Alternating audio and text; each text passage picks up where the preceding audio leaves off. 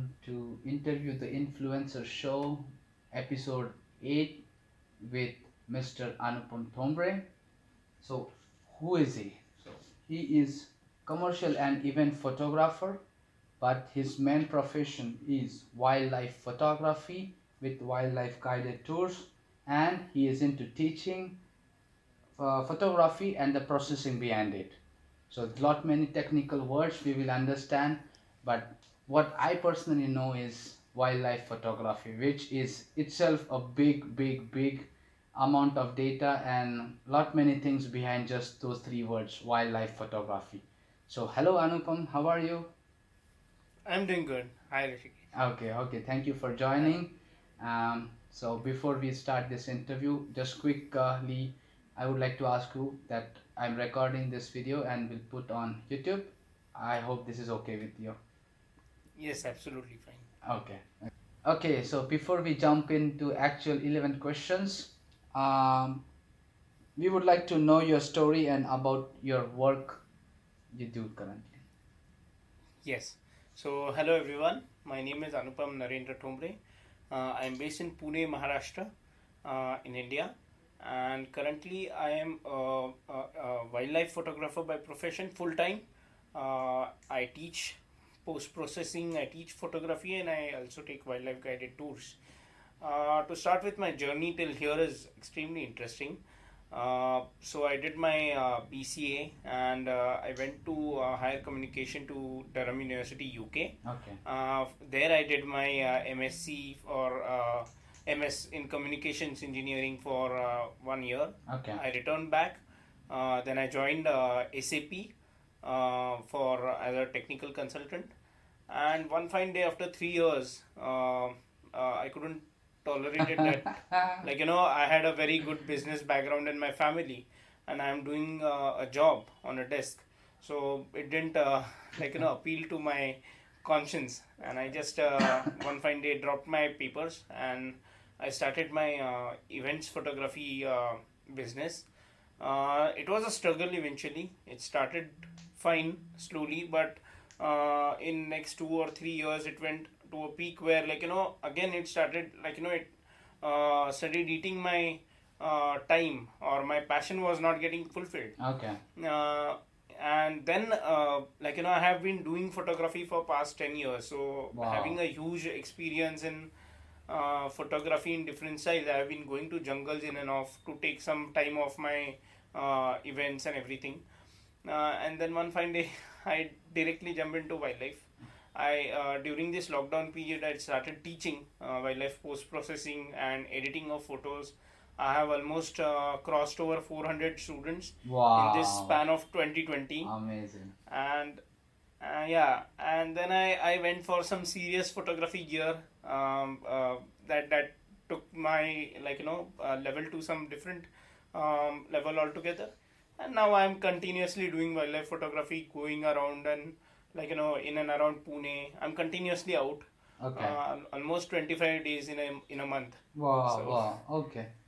Yeah. Amazing. I mean, Anupam, you actually answered our first question, which was like, how was your journey up till this position? But we almost got few of the answers. But yes, we would also like to have this question little bit differently. That so up to this position, we understood from how you started with your and eventually into your business. But when you say as a wildlife photographer, what was your how you started as a maybe 10 years back as a wildlife photographer, Okay. and today how it is different, or how it came up to this level?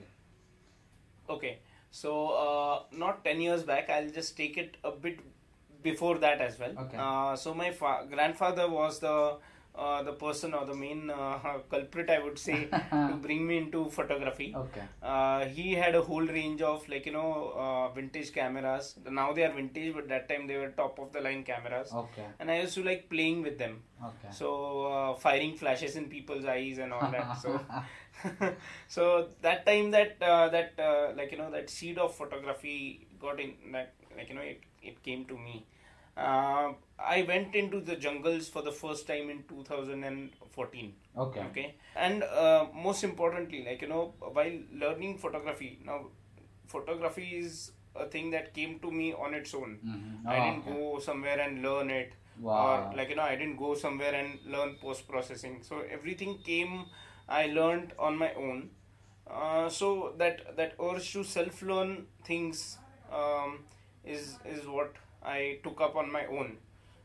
So looking at reviews, looking at people's work, trying something new in that, trying my own renditions, Okay. it helped me a lot in wildlife.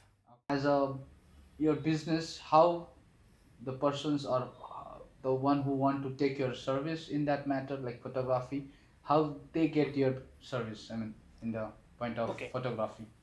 I have, first of all, I have my own website. So Okay. yeah, so I do get inquiries from there. I have students who have come to me via social media platforms, and Okay. looking at my work on Instagram and Facebook, and I do get that. But most of my chunk come from references. Okay. So two or three people did it from me for the first time, Mm-hmm.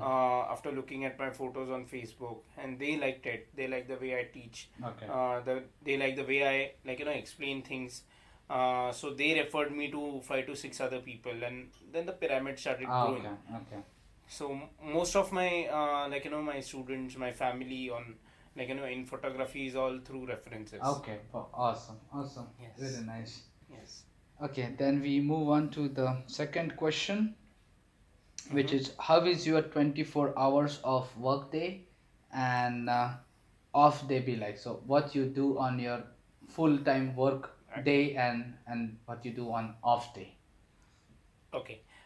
This is a very interesting question. For a wildlife photographer, I would say almost 18 to 20 hours go on field. Wow. Okay. Wow. So I'll segregate two sides of my work. Okay. When I'm on field, my day starts at around 3:30, 4 o'clock in the morning. Wow. Yeah. Okay. Okay. I drive down to locations. I I have sometimes friends with me. I have sometimes people who like to learn from me, and we go in and around Pune. There are some locations, so we go there. We do photography, uh, and then we come back at around 8:30, 9 o'clock at night. Okay. That time I'm completely it's Full it's day. Yeah. worse. Yeah, it's like you're shooting for the entire day, hardly have half an hour break or something like that. And once I come back, I just I doze off. That is one part of my life. Second is when I'm sitting in my dark room. Oh. So it starts at around 10 o'clock.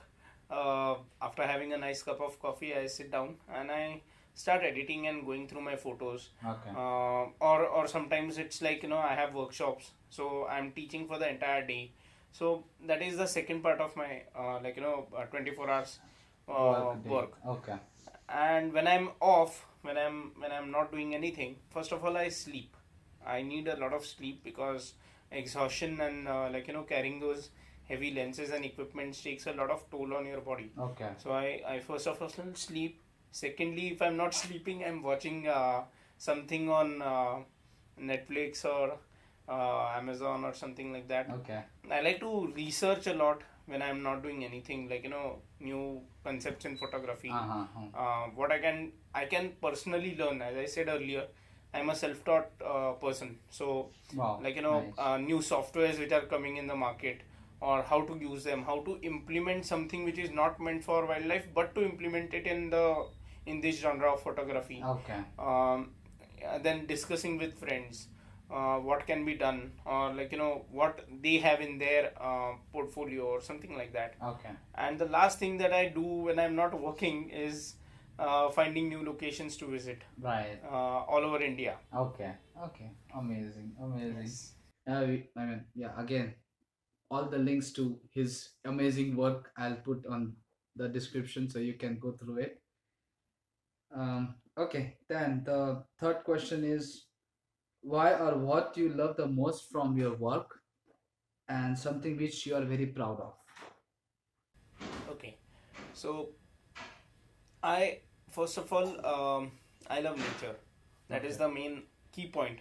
So when you say or when you call yourself a wildlife photographer, the first thing that anyone has to be like very close to his nature and the things that go around you when you're there. Okay. When doing, see, wildlife not only means just going there, pointing your camera and shooting. For Wildlife sure. is all about, yeah, wildlife is all about studying the soil, studying the trees, the habitats, the way things are going around you, the birds which are there are, along with you in that habitat. If you have a mammal or if you have an animal in front of you or a bird in front of you, studying what he is doing, or what is he alarmed, is he calling for his mate, or Okay. is he eating, or is he foraging, or is he cleaning himself, which we call as preening. So all these things are a part and parcel of wildlife. Okay. Okay. uh, Photography is just a small byproduct of going into the nature. That Okay. what you see, you are just presenting it in front of your audience on social media. Okay. Okay. Long time back it was through prints, but now Social more or media. less it is through social media and internet. So that is one thing. Okay. Now what I'm proud of, or what I love the most, uh, the way an animal behaves. Okay. Say let's take a lion, or let's take a rhino, or let's take a zebra or giraffe, whatever it may be. Every animal, sorry, has its own characteristics, has its own features, some beautiful points, some points which you need to ignore. Okay, capturing those beautiful points is what I have learned in this journey. Okay. The proudest moment that came to me was a photo which got published in the Mirror, the newspaper Wow. in UK. So it was a lioness sitting on a tree. Wow. And it got published there for the story of COVID, for self distancing, and it was it was quite on top of a tree. Okay. Okay. So that got published over there. Then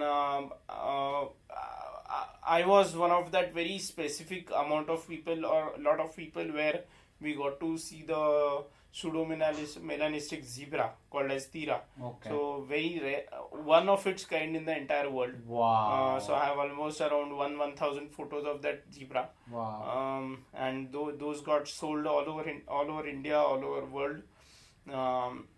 Amazing. That is one more big thing. Okay. And this is this is all a part and parcel of Right, the journey. right. Yeah, I just yeah. need to be at the correct time, at the correct place, Yes. and everything happens on its own. Yes, I think, and then your proudness is whatever the beauty of nature you are able to capture in your device, and you can present that beauty to audience Yes. like us. I mean, this is amazing. But being in the wild, taking a picture of, say, even of a hyena, do you feel I mean, you don't get afraid when you are in the wild? Okay, so yes, this is a very I would say a very beautiful question about fear of animals.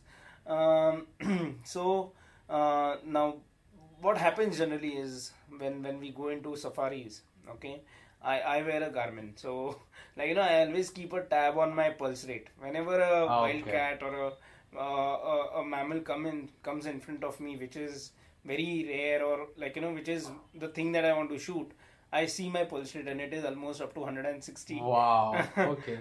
So I can understand that how excited I am. At the same time, now in safaris. Okay.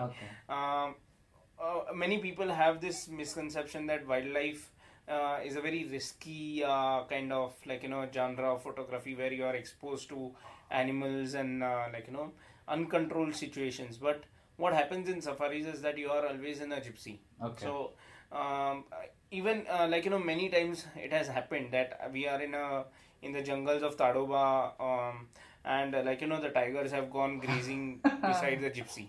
So I have seen the tiger from almost a feet away. Wow. Without a cage in between. Wow. So so that fear has gone away. It's just the awe that has come now, that these animals are so beautiful in their like In their original home. form. Exactly, and they should be like that. Yes. We are just there to see them and experience them. We are in their home. We should not be afraid. In fact, we should respect them rather than being afraid. Okay, okay, amazing, amazing, nice. Um, and one more question, which is again not on the list. You mentioned before that you have to carry a lot of cares, and can we know what kind of essential cares you have to carry and you Okay. carry out? Okay. So every wildlife photographer carries two kind of baggages with him. One his clothes and his camouflage clothes. That is it's least important. We wildlifers can live in one set of clothes for entire 10-15 days. It doesn't matter to us. Wow. You give us tents, you give us temples, you give us roadside, we'll sleep anywhere. But when it comes to our photography gear, it is the most possessive thing that we are about. Not even more possessive than our families probably for some people. But yes, that is the thing. So when I go to my wildlife safaris, I carry two set of cameras. One is a Nikon D850 45 megapixel camera. Wow. And I carry a 70-200 or a 200-500 millimeter lens, which gives me a good scope of zooming in and out whenever I want, taking habitat shots or something like that. And the second or my main primary camera is my Sony A9 Mark II and my 400 millimeter f2.8 prime lens. Okay. So it is a equipment that I mostly use for all my wildlife, mammals as well as birds. Okay. So I'd like to show you the equipment. Okay, so I'll just show you what I use. So this is my main primary gear to shoot wildlife. Wow. This is a A9 Mark II. Okay. So this piece of equipment is it has it's super fast. It gives me around 20 frames in 1 second. Wow. It's 20 FPS. So I can capture each and every moment of that animal, if it is running or if it is just sitting or it is behind a prey. Okay. Something like that. Very, very fast. Wow. And this is the lens that I use. So it's a Sony 400 mm. Wow. I'll just show you once how it looks when I Together. expand it. Oh, okay. Wow. And how much is the weight of that lens together with camera? It's yeah. So this lens, Sony lenses are super light. Okay. It's very light. If you can see, I'm handling it with one hand. Okay. It's this large. Okay. Okay. And the lens might be around 2.5 kgs. Okay. The camera is somewhere around a kg odd. Okay. So I'm generally carrying almost 3.5 kgs for this camera, and again 3.5 kgs for my second camera. Okay. So this is what I generally use. Okay. And this Sony equipment is what I acquired very new. Okay. So it is one of my very prized possessions that I hold. Okay. Okay. And Yes. you also carry a tripod, or it's like all sitting or sleeping shoots? Yeah. So whenever it is mammals or whenever I go into jungles, I don't carry my tripod because the space in Gypsy is very cramped up. So I carry something like this. This is called as a bean bag. Okay. And which I can put on my Gypsy railing and which will help me to stabilize my camera. Okay. While on birding tours, we generally take tripods in some specific situations. Otherwise, I'm lying flat on the ground. Okay. And I'm capturing birds. Wow, wow, amazing. Okay, okay. Then we move to the fourth question, which is your daily ritual or habit that you are following since long time, and why and how it has benefited you? As I said earlier, I like to read a lot, or I Okay. like to explore a lot.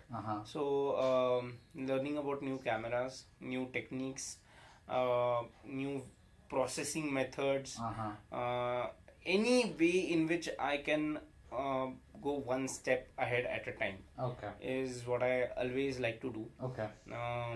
So be it watching interviews, be it watching documentaries. There are some superb documentaries by Sir David Attenborough and all these likes. Okay. Watching those documentaries day in day out, and this is kind of a ritual that I follow. No, my wife goes crazy day in and day out.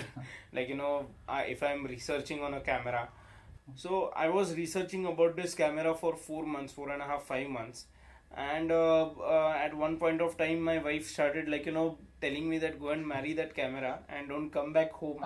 You go and live in the wildlife. Okay. And that is what you are meant for. Okay. I mean, but one thing I would like to tell over here that I wouldn't be here if I didn't have any support from my family. Before my grandmother passed away, she was a person who asked me to leave my job and start my photography business altogether. My parents have been super supportive of what I'm doing. One small example is that I continuously go into grasslands where there are it is waist high grass and there are rocks in between.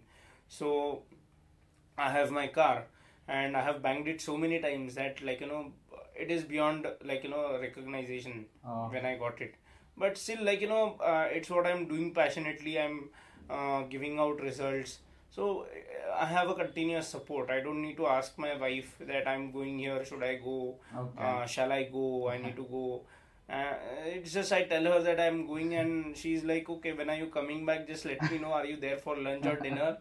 Just go safely and come back safely. That's all. Nice. So nice. I'm very helpful to them, that they are being very supportive, and that is what you need when you are in this profession. Okay. That your family, it's like being on a ship. The only thing is you just come back home every day late at night.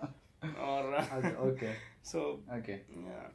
yeah. Then we go to the next question, which is fifth one. What is your favorite food which you can have in every meal? Important thing that I cannot go without is bhel. Wow. I like bhel and chaat like anything. If you give me bhel or pani puri for 365 days, 2 times daily, I'll still have it, no doubt. Of course, my stomach doesn't give That response to it every day, but if you give it to me, I can live off it. Wow. So when I'm traveling, I try to find out places where I can get good chaat, and I just go and enjoy that. Okay. So I cannot live without that. Amazing. Amazing. Okay, perfect. Then the next one, the sixth question. You are most possessive about. Okay. 3 things that I'm very possessive about. First is my family. Be it my son, my parents, my wife, my in-laws, in fact. The second thing that I'm very, very possessive about are my friends. Okay. So whoever I consider my friends, I become very possessive about them. And if I promise something, I get it done for them, or I get it done from them. I'm that kind of a person. Okay. So second thing is my friends, and third thing is my equipment and my office. Okay. So I can't live without my equipment. I can't live without my machines. That is most important thing. So these three things is what I cherish. Okay. My family, my friends, and my equipment. Okay. Okay. Awesome. The seventh question. What are your biggest strengths, and what keeps you going in tough times? Okay. I'll answer this question by giving a story behind this question. Wow. Okay. This pandemic situation which happened to all of us, it literally killed a lot of businesses. Literally uprooted them from their roots, and now people are again trying to settle down into their businesses. One such business was mine, which was events photography. Since this pandemic happened, all the events went for a toss, and people had to stay in. And now, there is a limit which has come to. You cannot allow more than 50-60 people for an event. And in that time, so when that started, my father was a person, or the guiding light, I would say, who stood by me and said, "कुछ नहीं होता है. You do whatever you want. Okay. And if you want wildlife, you do wildlife. We are in complete support with you. We know you have that potential." So that were his words. So very, very, very strong supporting factor for me. My wife, my father, my mother, all three of them. That is one thing, and they keep me driving ahead, come what may. Again, second is, like, my friends who I cherish very much, because of them I get opportunities to travel a lot. Okay. They are one of the worst critics that I have. So if I do anything, I get critiqued by my friends immediately. However beautiful it may be to my eyes or for the world's eyes, my friends are the first to tell me that this is going wrong and you should correct it, or this is what not should be done. Perfect. So these two factors are my things that are guiding me continuously ahead, and that is why, like, my possessiveness towards them. Okay. That. Okay. Yes. Amazing. Yes. Okay, we come to the 8th question now, which is, who or what is your inspiration and what motivates you? So I have seen in this talking about this specific genre of photography, like, I have seen many people, like, getting motivated by top photographers in India, abroad. Some of them are Mr. Sudhir Shivram, like, one of the, or like, many of them in this, Varuna Aditya and all these top-notch photographers. But, like, that is a good thing. Of course, one should have a motivator or a figure who they should follow. I have a little different thought process. Okay. What I do is I consider myself as my own motivator. Wow, amazing. That I look at my pictures 10 days back and I try to keep on improving what I did, what mistakes I did 10 days back and what I should improve in the next 10 days. Okay. So that keeps me driving ahead. Okay. Of course, I follow these guys, I follow these photographers to the core. Like, seeing their work motivates, seeing how they do it motivates. But I do not try to mimic anybody. Perfect. Right. That is my point.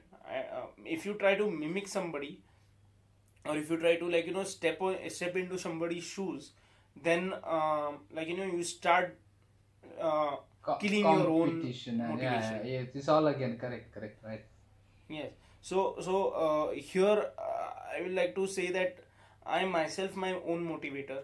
Now what happens is, say for example, I am continuously on the field for last 4 days, and like, I get a call or I get a, like, a friend's phone that, come on, let's go.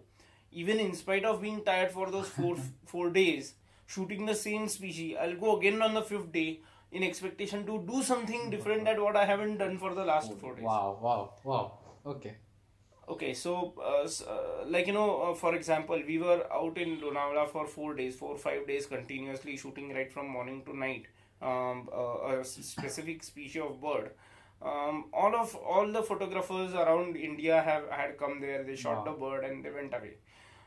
Yesterday, on like, a few friends of mine who had come to, like, who we decided to go with, I went with them deliberately once again. And trust me, no one in those people might have got that bird in January in rains. And that was one of the best experience that I had. And I'm really happy for the people who I went with. And like, we were 4 people who only got that, and there was no car in that grassland. Nobody got those photos. Only we 4 had those. Amazing. That bird. I mean, nobody if I'm not wrong, I don't want to boast or something, but I don't know if anybody has got that specific bird in January in rains. Okay. That is the weirdest combination that anybody can get for. Okay. So I keep pushing myself. Let's go today as well. Let's go tomorrow as well. And that is how I keep my cogs working continuously. Okay. Amazing. Yeah. Okay. So that was the eighth question. Amazing, Anupam. Yeah, it's really nice words for those uh, question specific. Okay, the next one, the ninth one. What makes you smile and how you propagate happiness? Okay. Uh, what makes me smile? A nice plate of bhel or pani puri makes me smile from year to year. That is my promise. If you put it in front of me, I'll keep smiling. Okay. Uh, happiness for me is giving. Okay. Okay. Um, in this industry, unfortunately, I have seen that many people do not come forward and give what they have. Okay. Okay. Say for example, like um, people know a lot of things, or people do a lot of things. People know what equipment to get, but there are some like I would say budding photographers who want to learn new things, who want to know where to get what Not things to from, start it. or to know how editing is done, or to know what settings are to be kept on the camera. So nobody gives these kind of things out. However, many people ask me questions day in day out to know a few things, to know what kind of gear they should go for, to go for Sony or to go for Nikon or to go for Canon, and all those things, what software to use. And never have I ever disappointed anybody in Okay. giving out any kind of information. Okay. Now, of course, I teach, so that is for my bread and butter, for my stomach, for my kid and my wife. Definitely, I give out techniques how to edit them, Okay. and I teach as well. But I have never held back any kind of information on how to do things, Okay. or where to get from, or if somebody asks me that shall you come with me to this kind of location, even if I've gone there 3 to 4 times, I'll still go with that person and say, yes, I have come here only for you. You go and shoot the bird. I'll drive the vehicle for you. Okay. So that is the kind of happiness that I get from giving. And rather than taking everything from everybody every time, Okay. I believe in giving. Okay. That gives me smiles and, as you said, happiness. Okay. Okay. And this is how you propagate also, I guess. It's the propagation of happiness is again coming back to as happiness. Okay. Amazing, Anupam. Yeah. Good to know that. Uh, okay. Then the next question, the 10th one, is like I will put 5 words and what you think of them. Just quickly, maybe one line or a little bit elaboration. So in that, the first word is health. Okay. When health is or when wildlife photography is considered, health is one of the most important aspect that will keep you going and will help you sustain in the wild for a long time. Very true. So healthy eating is very important. Even though you don't exercise, eat healthy, be healthy, and it will definitely keep you lasted for almost 6 to 7 days in the wild for sure. It's my guarantee. Yes. Maybe in one more point, it's like to get a simple average, not average, but a nice photo. What is the average time you have to be in your position, and how is that position? Okay, so I'll rather put a word over here: patience. So patience, wildlife photographers and patience goes hand in hand. We are one of the most patient lot of people that you will find on the earth. So we'll sit at one place for entire day without moving, Wow. keeping our cameras in our hand and waiting for that one perfect moment. Wow. So it hasn't happened with me yet, but I have seen people giving almost 9, 9, 10 days behind one species of bird. Wow. I have seen a person's documentary where he was behind a perfect shot of kingfisher landing on the water with the tip of its beak trying to touch the water, and that shot he was doing it for 7 years. Wow. So patience is the biggest thing that you will need in your wildlife journeys. Okay. Um, when we take people on wildlife tours, we tell them one thing. Uh, Even if you don't get the tigers, it's no issue. The tiger has seen you. That is one thing. You need to be patient to see the tiger. You need to wait for it. You need to study, or you need to know how to track that animal. Okay. So yes, we have, and your question is very logical, that we have to wait in one position for a long time just to get that perfect head turn, or like that yawn. Exactly. And do you remember recent time any longest period of period you waited for a shot? Okay, so very recently, as I said, I have been going to Lonavala for almost 7 to 8 days now, day in, day out. 1 day gap in between, or sometimes 3 to 4 times consecutively. Okay. We have been going there for especially two species of birds, Amur falcon and lesser crestals. These are migratory birds coming from Siberia, Oh, and they travel around 5,500 kilometers in 5 days gap. amazing. So they are the longest flyers and wonders of world actually. They travel from Siberia to Africa in search of food, and they pass through Pune, or through India rather, and Pune is one of their parts in which they pass through. So we have been there at Lonavala for almost 7 to 8 days now, capturing that birds, capturing their habitats, trying to, as I said, trying to get Study something them. new every time. Okay. And as I said, that rain shot that I got for that bird was just worth the wait for 7 days. I mean, if I hadn't gone yesterday, I would have missed it for sure, 100%. Okay. So that is the patience that you have to keep. You have to keep on going. Yeah, I mean, I could understand, 1 day, 2 day, 3 day. We stop at 3 day. Usually the thing is you have to do 1 time, 2 times, 3 times. But it's 4, 5, 6, and then 7th. Exactly. Amazing. Okay. Okay. Then in that the second word is passion.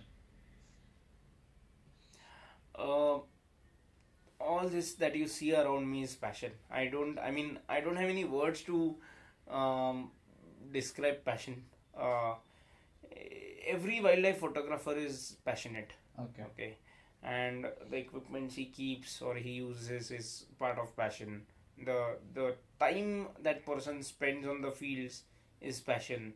The study that he does for the animals is all passion. I mean, see,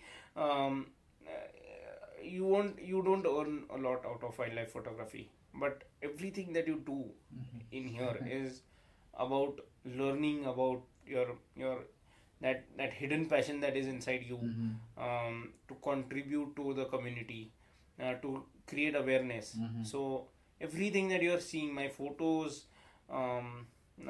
my days on the field, even the time that we took to finalize this interview, everything culminates to passion. I mean, if I was not passionate, I would have given this interview that time itself, but I was out on field and right.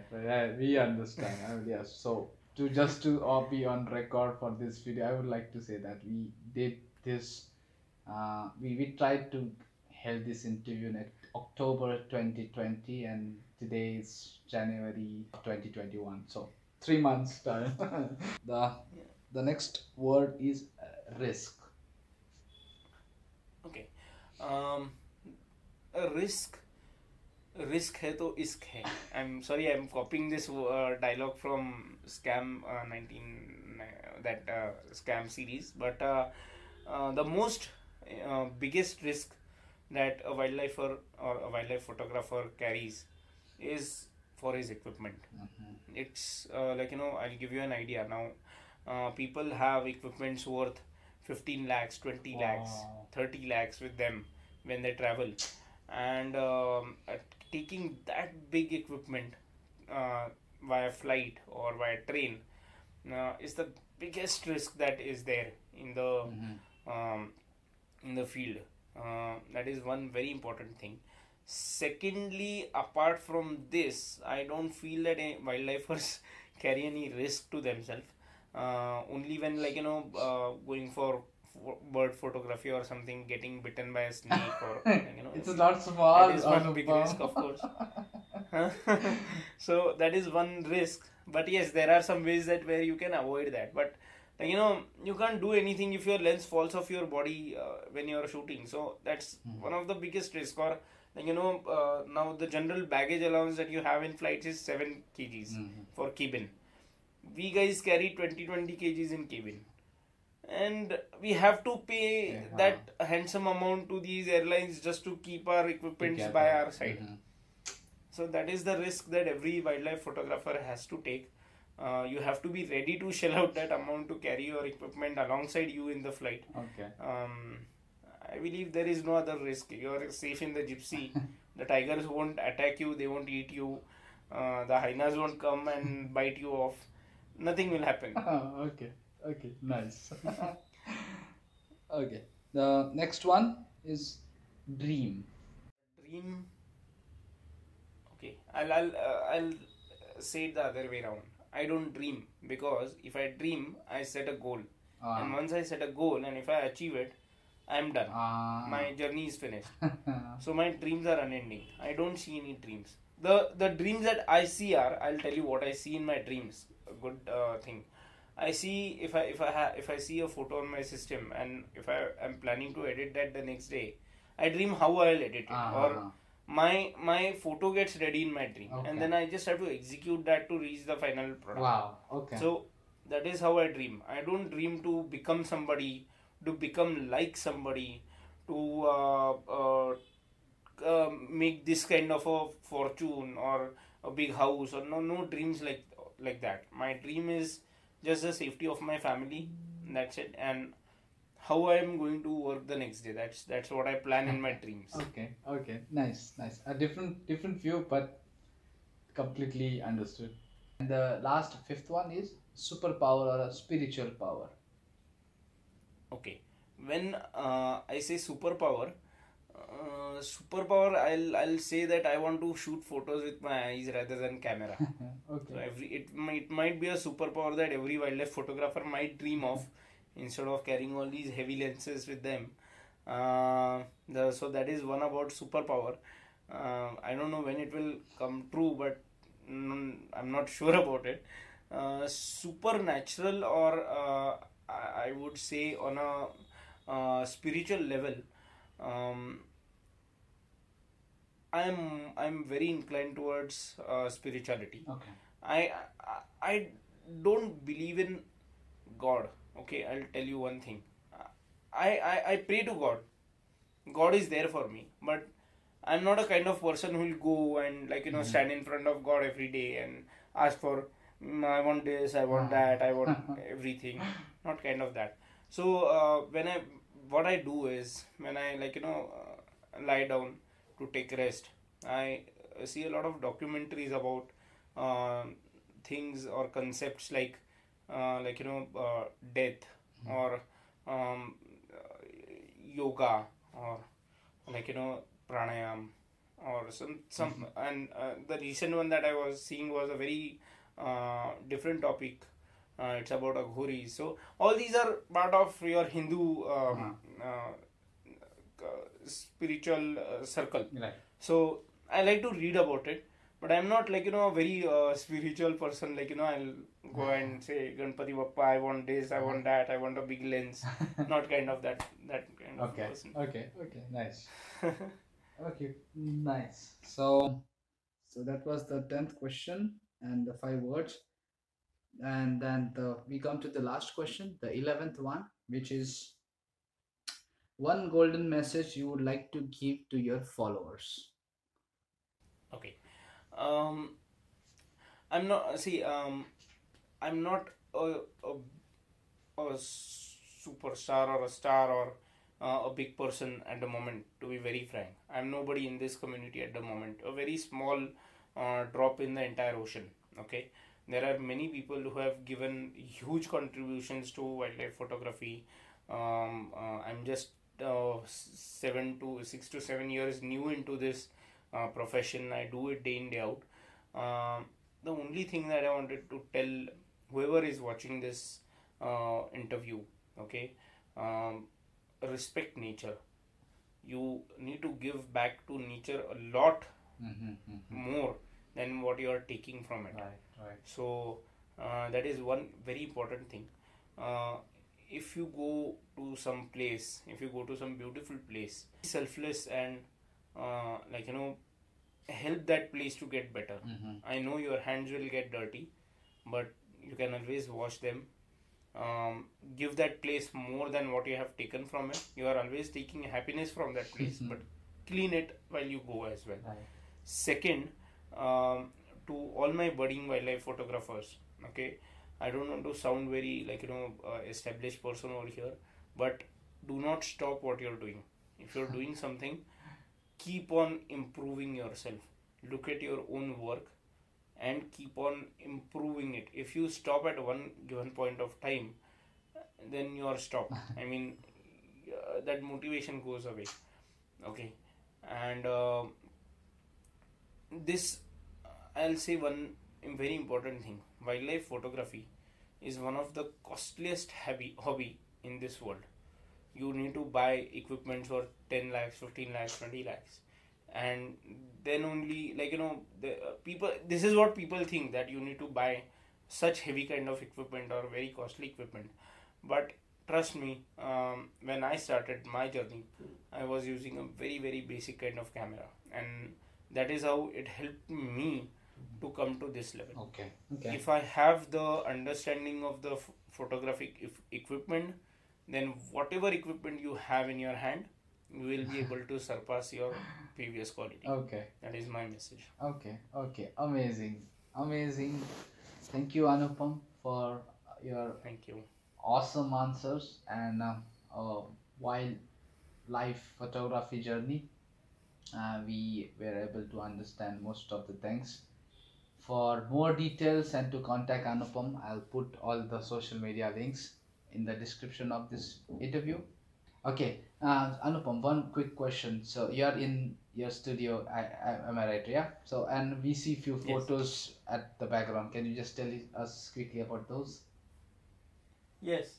So that one over there, one on the top left, that I have clicked in Bharatpur long time back, almost 2 to 3 years ago. All these photos are my old photos. Okay. I haven't Wow. published any new photos on the wall as of yet. I still want to do that. But it's a mix of events, some photos that I have clicked in my events, which I have personally liked. Okay. Okay. This is your Some photos personal are about, portfolio, I guess that means. yeah. I mean, this wall. I'll tell you the importance of this wall. Why I have created. So if you see, I sit over there. Okay. These are my two monitors, and I sit over there. And when I come and sit in the morning in front of this monitor, I always go through these set of 8 to 10 photos. Okay. And as I had mentioned earlier, that I myself motivate me that I want to create something different than what I have created earlier. Okay. So after looking at these photos, this is that self motivation that drives me to do something new. Amazing. So Okay. that is why I have this is not for people to come and see. Very few people come and visit me at my office. Okay. It's my personal study. So unless and until I invite somebody, nobody comes to my office. So this is for me. This is for nobody. Okay. Thank you, Anupam. Thank you for your answers. Thank you for joining on our show. Share with your friends and family the interview, the influencer show. Thank you. Bye bye.